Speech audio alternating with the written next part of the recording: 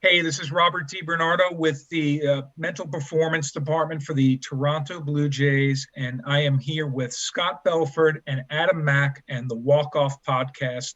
And I could say it was an absolute treat to be in their company. And Adam, some of your follow-ups, absolute thunder. Very excited to be joined by today's guest, the head of the Blue Jays Mental Performance Department, Robert DiBernardo. Welcome to the Walk-Off. Thanks so much for taking the time. Appreciate it. Appreciate you both having me, and look forward to our hour together.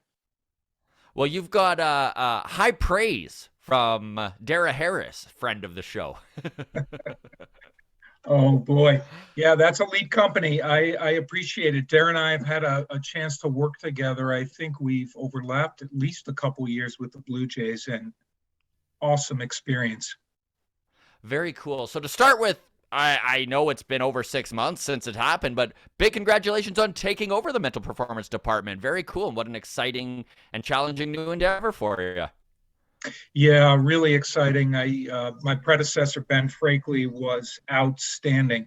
So I'm part of his coaching tree, and I feel well prepared. And it's a team of a total for the mental performance department, 5 of us. So a team approach. And we've got 2 other members on the team running it back. They were here 2 years prior, so really familiar with the Blue Jays. We had Jimmy Van Ostrin, who I think was on the podcast with you previously. Canadian roots, represented Team Canada, and he's been with us for a couple of years. I feel really fortunate to lead this group. We've got some outstanding people on the team. Yeah, Jimmy's got a great beard too. He seems to be carrying the beard load for the department, eh? No argument here. It's luscious and it's continuing to grow. So let's start with that then. What was the Jays hiring process like for this job? Obviously, you were an inside hire. How did that process take place? Well, conversations behind closed doors. You know, Ben got an opportunity. He was head of the department and had been with the Jays just shy of 5 years, and got an unbelievable opportunity to serve veterans, which is a passion of his. Really a dream job. And so after Ben accepted that position, lots of conversations behind the scenes, and talking with different folks and really thinking through roles, responsibilities, what would be possible. And I had finished my 3rd year and was at contract time looking for more, hungry, loving the Blue Jays environment, loving the high performance department. And this opportunity presented itself, and I was thrilled. That is so cool. What was it like to take over mid-season? I guess being already kind of entrenched in that team atmosphere, was it pretty seamless, or were there some hurdles to get over? You know, I think anytime you're transitioning power or transitioning responsibilities, it comes potentially with some bumps. And if there's a succession plan in place, maybe that can smooth that transition. I think the biggest challenge for me, Scott, was I was in the middle of, I'm at the tip of the spear. I'm going to New Hampshire. I'm going to Vancouver by way of Oregon because we couldn't go to Vancouver. And so I'm flying all over. I'm 4 months into the season and then trying to take on oversight responsibilities for the department. So those came with some short-term challenges, but the supports were robust. And then once the season ended, that allowed me to attend to admin. It allowed me to attend to internal department stuff in a much more focused way. And so that eased some of the early transition issues while I was still out there as a mental performance coach, and it helped players achieve their dream. Yeah, so let's delve into that a little bit here for those who don't know what the Mental Performance Department is. Tell us about what it's trying to accomplish within the organization and how your team has been going about doing that. You know, I think in a real zoom out 30,000-foot view, it's encouraging and supporting the development of every player in the organization, their mindset development, how they approach high performance states of mind to be able to be their best in the most competitive circumstances. And obviously, as they move through the system, you get potentially more and more things that could serve as distractions to the athlete. Obviously, when you get to the major league environment, there's another deck in the stadium. You're you're dealing with bright lights, an additional deck. You're potentially 60,000 people, and there's so much architecture around the player in terms of the business side and agents and managers, and how to really be able to stay very focused, very present, one pitch at a time, with all those other things that go in to a baseball game before you get between the lines or step in the batter's box. Well, I like how you put that, and I know you kind of touched on the fact that you were the head of the spear before you kind of took over here. So this is organizational wide, and the mental performance department is helping the kids who are just starting in low A all the way up then, right? Yeah, I mean, anyone who enters the Blue Jays system is going to get a touch point with the mental performance department, and that could be from our DR academies all the way up through AAA, and then we have an embedded coach, Jimmy Van Ostrand, with the major league team. It's not exactly a one-to-one where we have embedded coaches at every level.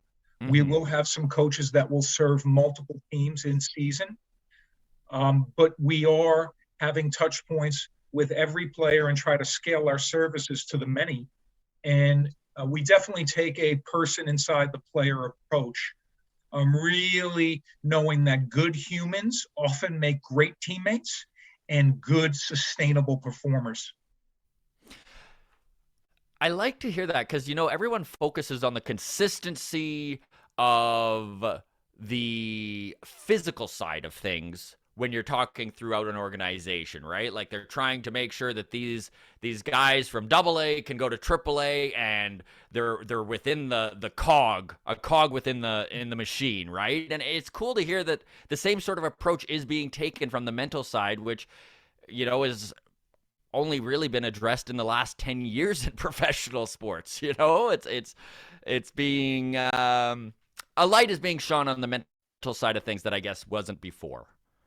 It's an exciting development, I think, and it goes beyond sort of the technical and tactical aspects of pro sport, where we get to sort of look under the hood and see what's going on with a player and how do they get to a place where they can play 162 games in roughly 190 days. I mean, baseball is so different than any other sport I've experienced on the mental side. Massive amounts of respect for the difficulty of hitting high velo and high 90s fastballs. Massive respect for the endurance test to be able to be in that high performance state for 162 games. There's no other sport that approaches this. Massive respect for the minor league system. And on average, a lot of these guys will spend 4 years progressing through that system from clubhouse to clubhouse, have hundreds of games under their belt before they get an opportunity to get service time. That's an endurance test. It's a case study in patience and perseverance. And being able to support players on that journey can look different. In some cases, we can be a sounding board and really work through when struggle arrives. Some players have been familiar with struggle before they've gotten into the pro system, and others have had lots of success and have breezed through different levels, and then all of a sudden they experience a month or two where it goes sideways and they really need support. But huge respect for the challenge that baseball is and what these athletes go through, and trying to provide education and support, social, emotional learning, and go beyond the technical and tactical and partner with them on that journey. Incredible. I like how you put that too, because slumps are such a big part of baseball, like even the best players fail more than they succeed when it comes to hitting. Every player every year deals with it on every single level. What are your thoughts on slumps, and how do you approach a player who is, let's say, dealing with a slump, just to make sure that they're not, creating a bigger hole than they need to? Oh, that's such a good way to put it. Sometimes a lot of the pain points are self-inflicted. It's not so much if struggle will show up, It's a matter of when, and especially in baseball, and then what are the responses to that? From our lane, we look at it instead of reacting, it's responding. What are the ways where you don't get bullied by the emotions of the moment and are only as good as your last performance? And how can you stick to your values and process in a way that shows deep trust that what you're doing is going to show benefits, even if the short term outcomes aren't there? A line we use a lot regarding development is the day you plant the seed is not the day you eat the fruit. That oftentimes you are deep in process and the results aren't accumulating around your work and efforts.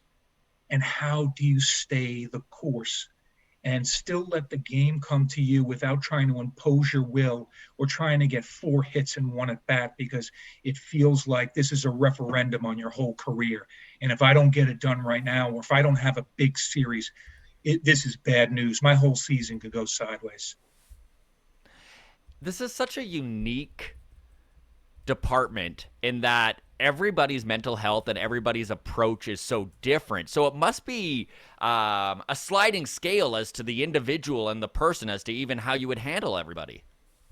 I think that's a really nuanced consideration. I think for us, our general stance is we treat the player as the expert on themselves. We don't see ourselves as advice givers. We don't approach this as we're the expert on your own experience. Often we try to create opportunities for discovery, train up awareness, and help a player figure out what is going to be best for them in a highly individualized way to get to where they need to go.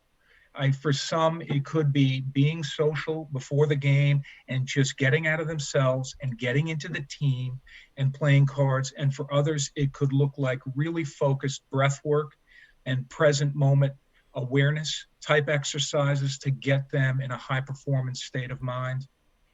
And then for others, it could just be sounding board, a chance to talk and offload some of the pressures and keep a player right at the baseline, right where they need to be, their sweet spot, whatever that is.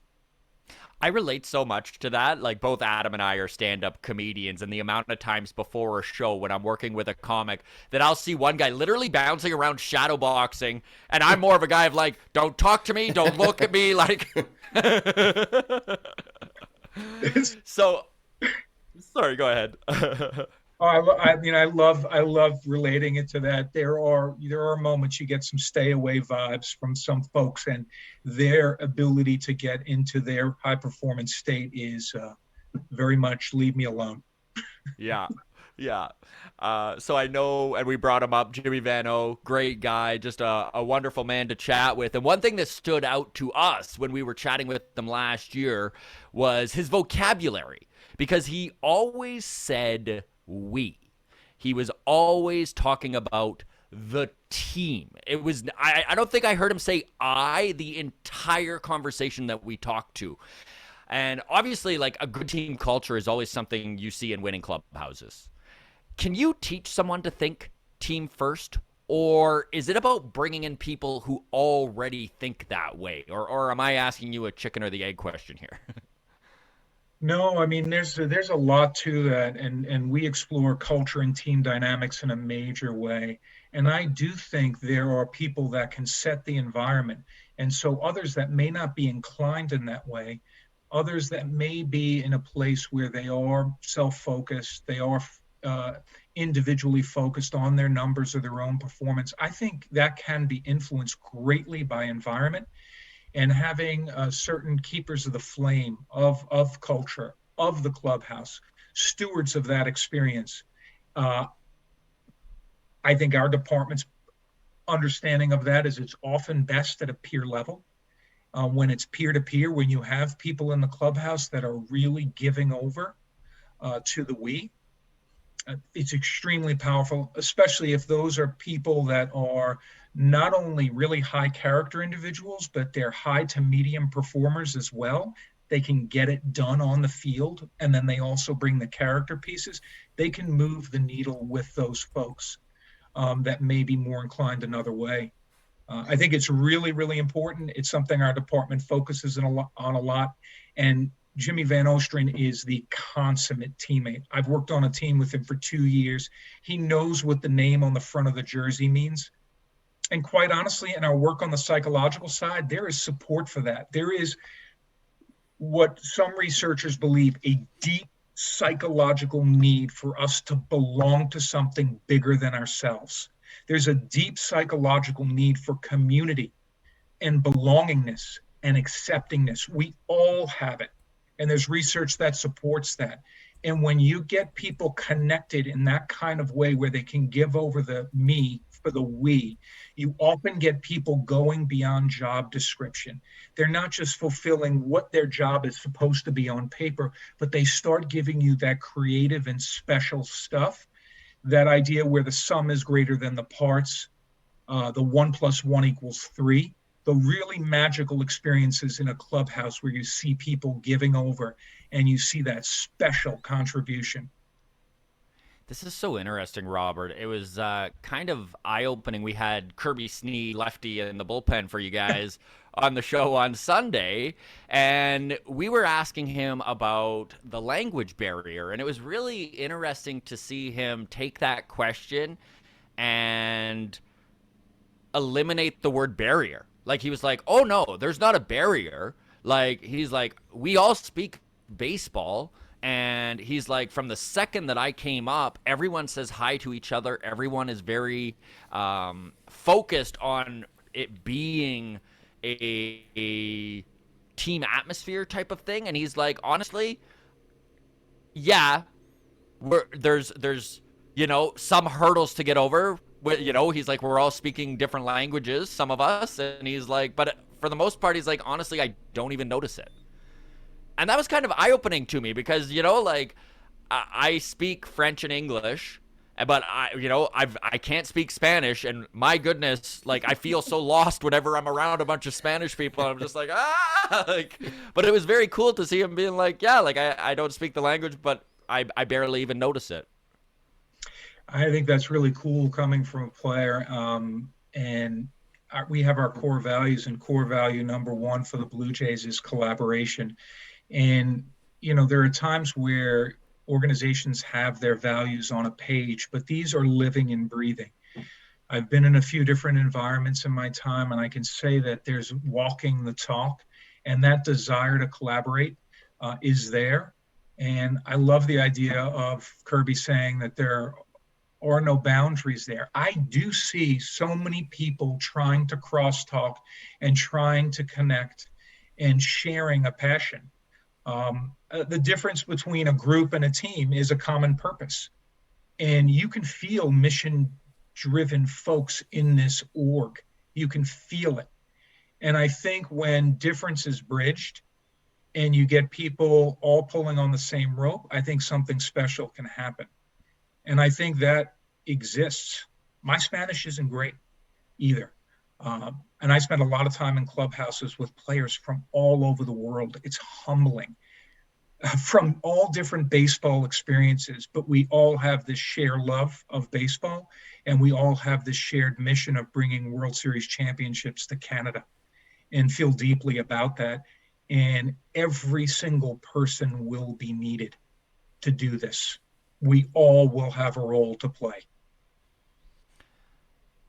I am a little blown away that I hadn't thought of that before. Just the idea of like the difference between a group and a team is a mission. Wow, like that's great. I love the psychology behind this. So now I'm going to take a left turn here, Robert, because this is something that honestly, the second it happened, heck, I felt like I needed a mental performance department helping. So I wanna ask you about the last day of the season in 2021, because I know as a fan I was a mess, just bummed out for a week, and I can only imagine what the players were going through. A very difficult way to lose the season, right? Like winning that last game of the season and then watching the Nationals blow a lead to the Red Sox and then be eliminated from the playoffs in such a like hands-off way. And I know how tight the team becomes, and there's guys that obviously are going to other organizations afterwards, and so there's like that sense of loss there. How busy was your mental performance department after that devastating last day of the season? Yeah, well, first off, yeah, agreed. Yeah, watching all the games that day, and feeling a sense of in some ways a sense of disappointment, knowing that goals weren't achieved, and that's part of it. Anytime goals are laid out there, there's progress towards those goals, and sometimes they don't get achieved. And um, knowing we compete in a very, very tough division as well. Mm-hmm. But I see for the mental performance department, Scott, it's an opportunity. Goals are set, and when they're not achieved, you get to explore that gap between what was and aspirationally where we want to get to, which is sustainable world championships. And so that's a reflection point, and that's opportunities to discuss with players, with staff, how they thought 2021 went, be able to celebrate the positives, an exploration of maybe what could have been better, and then the action steps. Okay, now that we've had time to chop this up a bit, what's 2022?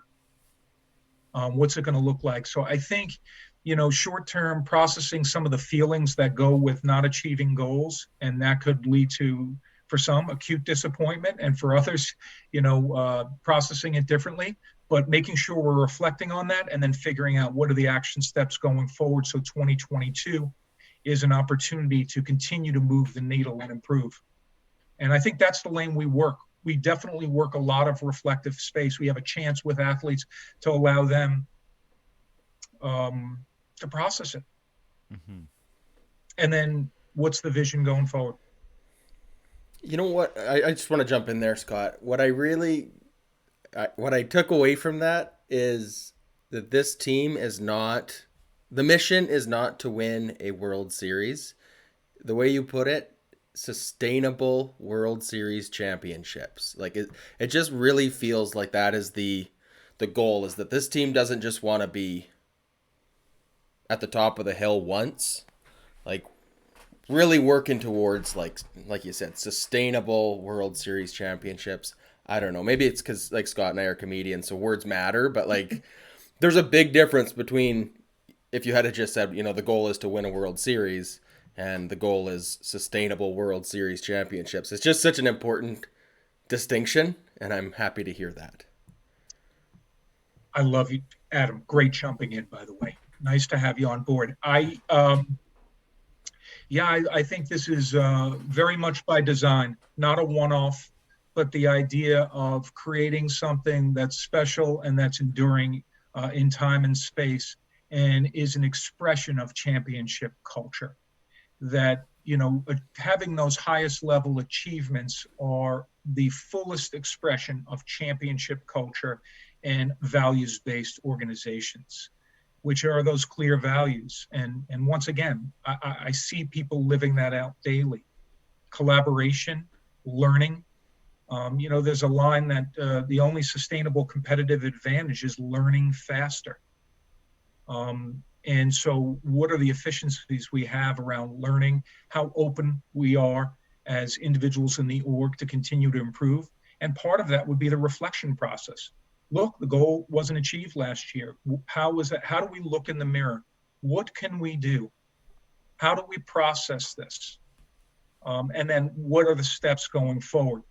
So yes, words do matter. Couldn't agree more. And that's the idea, to have all these values play out in championship culture expressed at the highest level.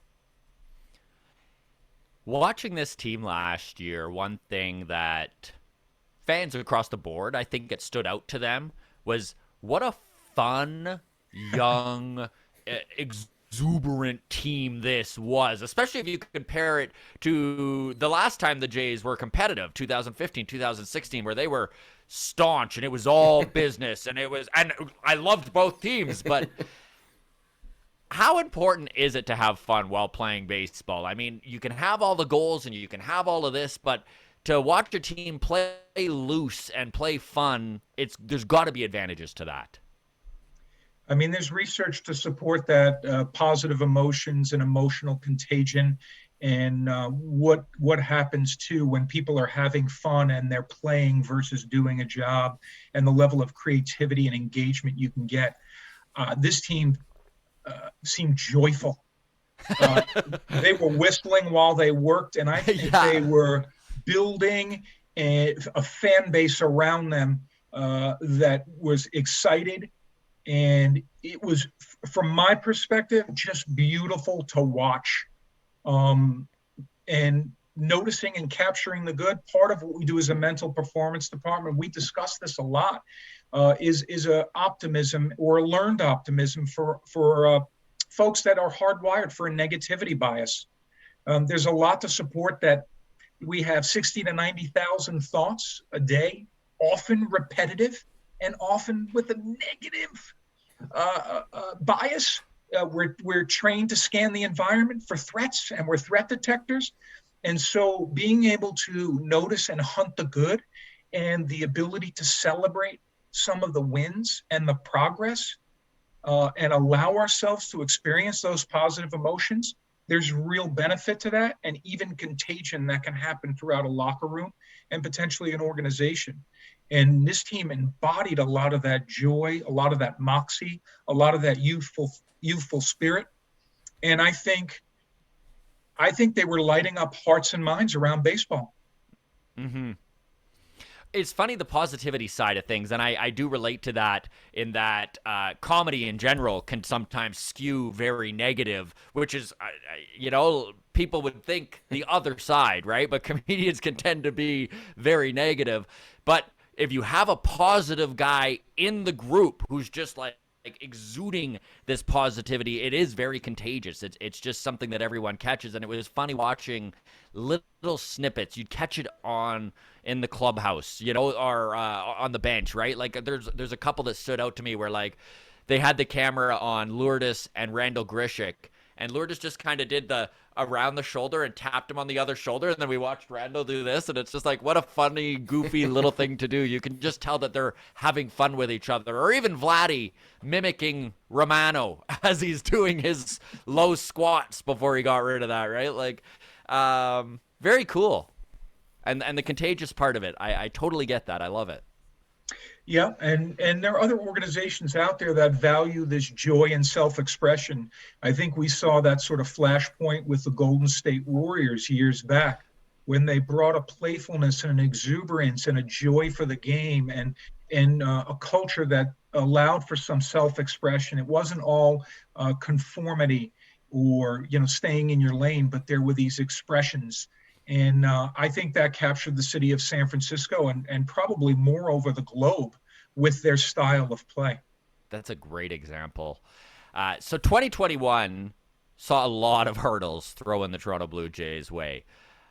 Needing to up and move the team to 3 different home stadiums, getting to Toronto and then needing to play to a third capacity to start, being away from their families for longer than most other teams would need to deal with. How difficult was this year on some of these guys? I mean, you're naming things that could be real constraints, just on the face of it. 3 different home cities, that presents a lot of logistic challenges. That puts challenges on players and all the support people within the organization. And yet, I think from our president on down, the messaging, the approach to all of this, really seeing it as a challenge that we wanted to embrace, was incredible. It's incredible. And you layer on top of that all of that logistic complexity, a division where you have so many teams vying for a playoff spot. I mean, this is, we're talking ultra competitive. Yeah. And 4 of 5, come on. there are so many opportunities here to allow those to be distractors. And we as a department, from a mental performance standpoint, often distraction is what you choose to give power to. The things you choose to give power to that may pull you from your focus or from your mission. And there were a number of things that we could have fastened onto that would have been viable excuses or external circumstance that could have taken the wind out of our sails a little bit. Mm-hmm. But organizationally, as a team, it just didn't seem that happened. And to me, it was just incredibly impressive. And once again, a case study in perseverance, and really, I think, showing the deep purpose and motivation of the organization and the team. Do you think all of these hurdles brought these guys together more than maybe just a regular season would have?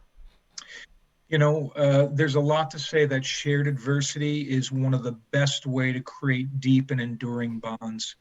When you have a group that goes through something that really offers very, very high challenge, adversity could either cause a group to break up or cause a group to break records.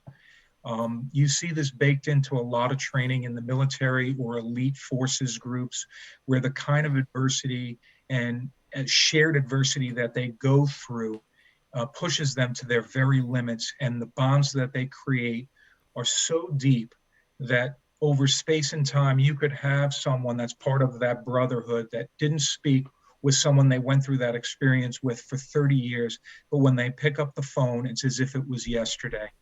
Mm-hmm. I am of the mind, or at least we as a department are of the mind, that I think the way we approach this as a challenge and something we wanted to approach rather than avoid, I think probably did enhance the group's cohesion. I know we talked a little earlier about having the right guys in the right place and how that can change just the overall, mental side of everybody, right? Can you name names? Are there guys on this team that just for whatever reason seem to be where maybe some of the younger guys turn to, or just when positivity is needed, just seem to always be the focal point? I love it, Scott. Look at you. Put me on the spot. I'll punt on this one. I will say, without naming names, there are people throughout the org and throughout the clubhouse that do provide that, co-keepers of the culture.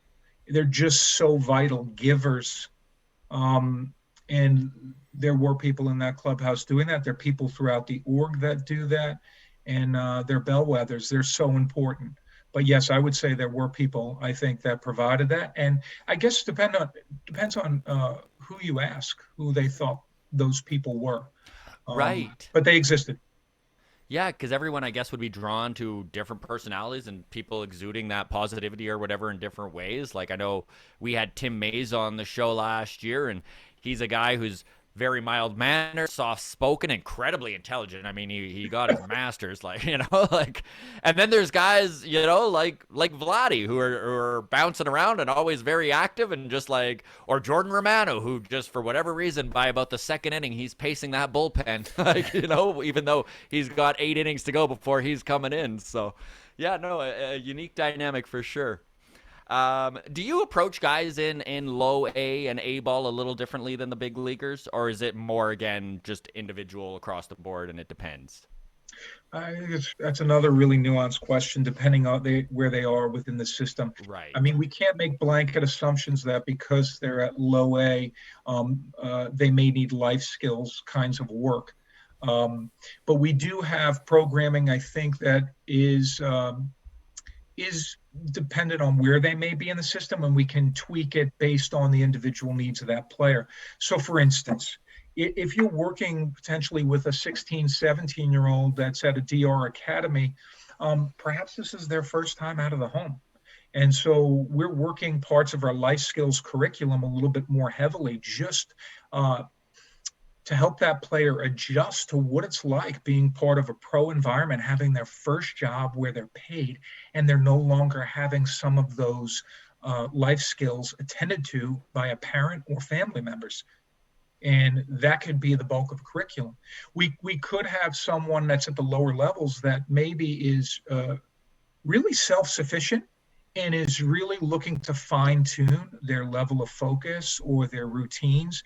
They have some stuff up and running already as a younger person. Their routines are not fully baked, but partially baked, and they're looking to refine what they do. And we Yeah. may work a little bit differently there. We may work with the mental toughness part of our curriculum. We may work with some standard sports psychology skills, refining routines, process goals, visualization work. We may have a guy at the lower levels that loves mindfulness meditation work. They love it. They eat it up and they want more of that. So short answer, it depends. But generally speaking, depending on their level of the org, there could be certain parts of the curriculum that we're more forward with than others. That makes so much sense. I hadn't even kind of really thought that of course some of these kids that are coming up in low A, I mean, their biggest struggles are learning life shit. Like it's like it's like, oh Doing yeah, laundry. I need to pay rent and clean my own stuff and like yeah. Did you play baseball, Robert, growing up? High school, only through high school.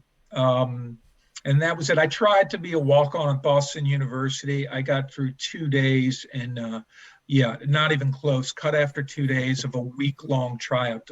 They made the right decision there. A tossing righty with a probably a 30-grade curveball. So yeah, ended there. And then, believe it or not, I got a lot of my reps on the coaching side, coaching basketball for 2 decades. 10 of them, Interesting. 10 of them at the college level at MIT. Amazing. What did coaching basketball for 2 decades? I mean, obviously there was the Golden State reference. We should have picked up on that earlier. Big basketball guy. But what skills did you get from your experience in the basketball world that you find helps you in the baseball world? Look at you, Adam, coming in, second jump in and just asking just a can opener of a question. He's not the best co-host in the biz for nothing. Holy cow, your wingman's rock solid. Yeah, that's a great question. I mean, what's transferable from coaching basketball to working with pro baseball players? 20 years of coaching, patience is extremely important in this process. And I would also say that there's no one size fits all approach, that players need different things. And when you take time to learn not only the athlete, the person, you bring a care and challenge blend where they see that you really care. Once they know that there's trust and you really have their best interests at heart, you can start to turn the dial on that challenge a little bit. I mean, from where we sit as a department, often the growth happens at the edge of discomfort. Really big gains don't happen in someone's comfort zone or in their safety zone. You do need to get them to their limits to often have growth. And some players won't go there with you if they feel they can't trust you and you don't care. I, in my early years of coaching, had a high impact, high feedback kind of style. And I said, oh, my door is always open. And no one came. No one popped by. And then I took a more judicious approach to feedback, a little bit of ask and offer, a little bit of, hey, can I offer this once in a while, a much lower impact, lower volume approach. And then all of a sudden I'd get a player coming over on the sideline and say, hey, coach, what do you got on this? Or coach, what's your thought on that? And we're standing shoulder to shoulder, just observing a practice. And I may say, well, what are you seeing? What do you got on that? So fascinating. I just could talk the psychology of sports all day with you, Robert. Thank you so much for taking the time. We do have some listener questions. Do you have a few more minutes? Heck yes. I appreciate it. Absolutely. Awesome. Right on. Adam, over to you, bud. All right. So this first one comes in from Caitlin, who says, I am in the second year of my psychology degree. What can I do now to set myself up for success once I hit the job market? That's a great question, and it's such a grad school question. While you're getting the learning, you also have that tandem stream of what next? Yeah. What next? I'm paying all this money for a degree. Is sports psychology going to pan out for me?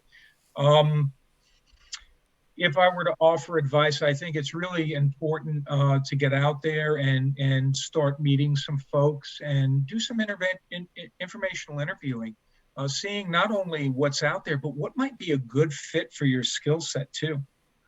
I think it's really important to cultivate mentors and sponsors, people that can be rainmakers for you. When it's time to get that reference in the call, they can really speak to your unique talents and gifts and, help potentially influence gatekeepers to give you that opportunity when you're at that really vulnerable stage of a career where you're just starting out.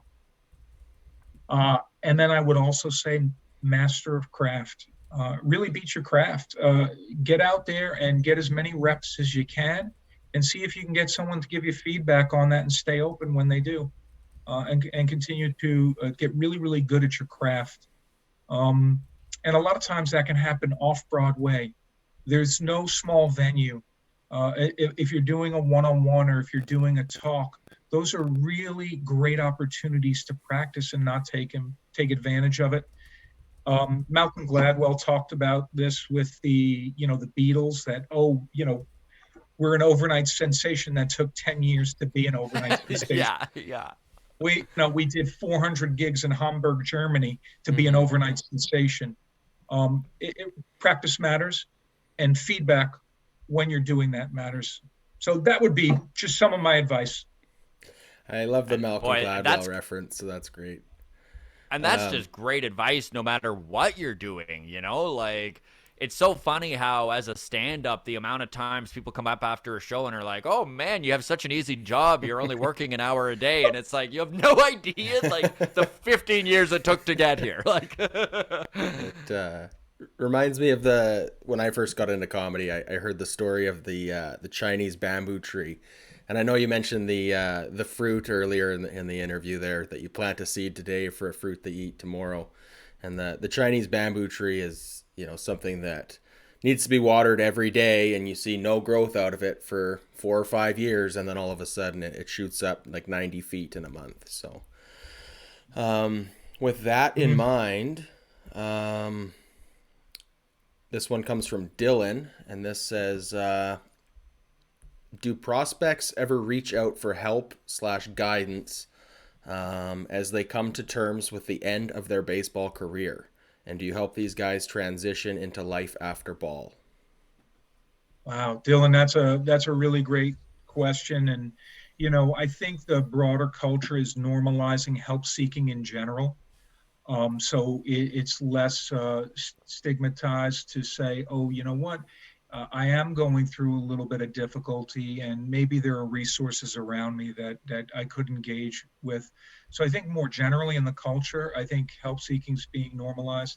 I think within our org, really, it's a testament to our department. I think we try to lead with feel, or EQ, emotional intelligence, making sure we have a good knowledge of what others are, good situational awareness, and we get to a place where players would feel comfortable to say, hey, this could be a pain point for me.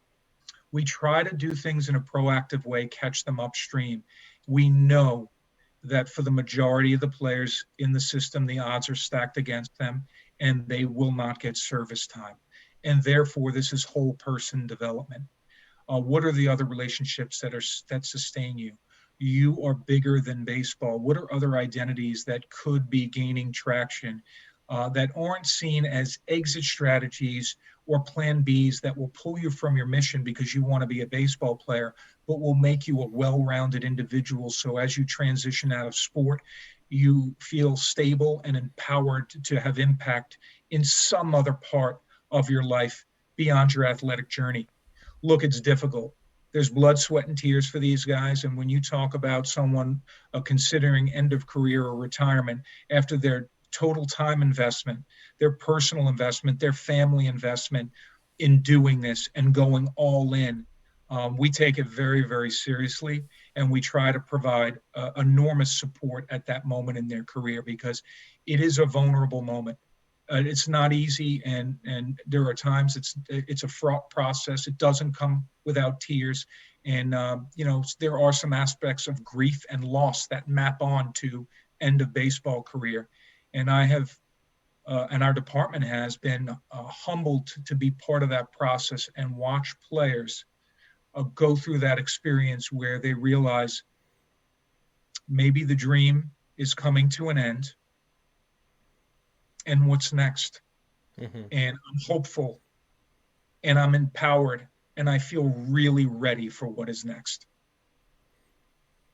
You are bigger than baseball is such a great outlook to impart on these kids. And I mean, it's interesting. We actually were very lucky to have a former Blue Jay on the show, Shea Hillenbrand, and he had some very dark times after his career with baseball. And one of the things that he truly brought up was one of his biggest mental struggles was that he hung his entire identity on being a baseball player. And until he kind of reconciled with that, he was unable to really grow as a person after leaving the game he loved, right? And I can see how that would be a struggle for a lot of guys. And I mean, this isn't just baseball. This is just jobs in general people hang their identity on. 100%. And, in a lot of ways that's rewarded for the player that goes all in. A burn the boats mentality. We're taking the island no matter what. And where it might be perceived, as soft to explore other avenues while being completely mission driven and all in for your sport. There are some occupational hazards here. There are some dark times that could come with that. And we acknowledge that, and massive respect for a lot of the sacrifices that go with being all in. When you put your heart on your sleeve, the line we like to use is the man in the arena. Not the critic on the sideline that hasn't risked and dared, but the man in the arena that has put themselves out there in full view of the world and dared bravely, and may not succeed, may have mud on his face. And what is that like? Just such a healthy respect for those individuals, and know that all-in approach is applauded. But we do try to work a space where we know that the relationships around the players, whether they succeed or they don't succeed, it's referenced on who they are as a person, and that network is going to be there no matter what. All right, last one here. This one comes from Janine, and she says, when a prospect walks away, I guess like from the game, do you feel it personally? You must get really close to these guys. Yeah, Janine, that is a challenge. We I spend a lot of time in the clubhouse. Jimmy Van Ostren's there for 162 in an embedded model. We are there day to day, and it's sometimes in visiting clubhouses that are physically tiny. You're really in there. The short answer is yes.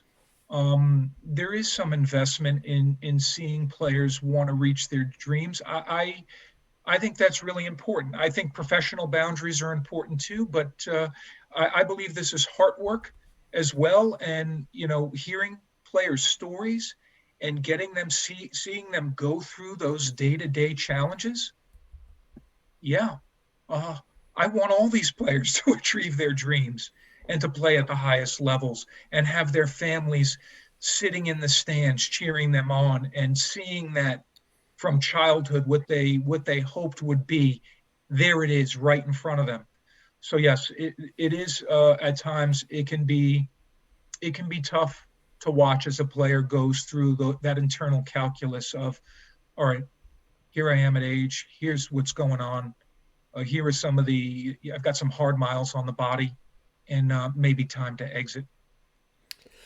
I think since Scott and I have been doing this now for a little over 2 years, and we've had some pretty cool opportunities to get to know a lot of these prospects and guys now with the Blue Jays, and it's been so eye-opening to get to know these guys other than what you see on Sportsnet, right?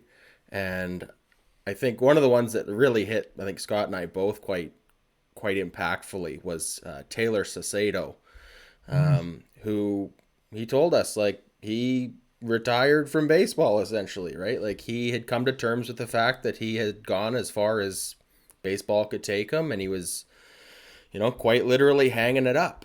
And he, told everyone that he was done. He told his coaches and his parents that he was done, and then, I think it was his old high school coach that told him to give it one more go. It was his old high school coach, yeah. And and now he's achieved the dream, so to speak, and he's it's a just big really leaguer. cool. Yeah, to it's see so him cool. pitching at Fenway, and pitching in front of his high school buddies out there in Seattle. So yeah, really cool to get to know these guys on a personal level, and I just can imagine how incredible of an experience it must be for you to just be in there right in the thick of it every day. So It's a privilege to be able to peel back that curtain and get to know a player's backstories. I mean, that story is incredible, for someone that gets right to the edge there, where they're to play or not to play, and to really sit into that question in a real way. And then you get a voice of inspiration from a trusted source. Mm-hmm. And then you say, okay, let's give this one more shot. And then the way that plays out, I mean, it's an incredible story, and it's really inspirational. And those are moments in players' careers, those inflection points that happen. And to have a front row seat to that, it's a privilege. It's an honor. Mm-hmm. Very cool. Well, thanks so much again for taking the time to sit down with us and be so insightful. We could take up hours of your time if you let us, and you were so generous with your time, and thank you so very much. We really did enjoy this chat. Thank you very much, Robert. You got it. Anytime. Adam, Scott, treat. Appreciate it. Awesome. Right on.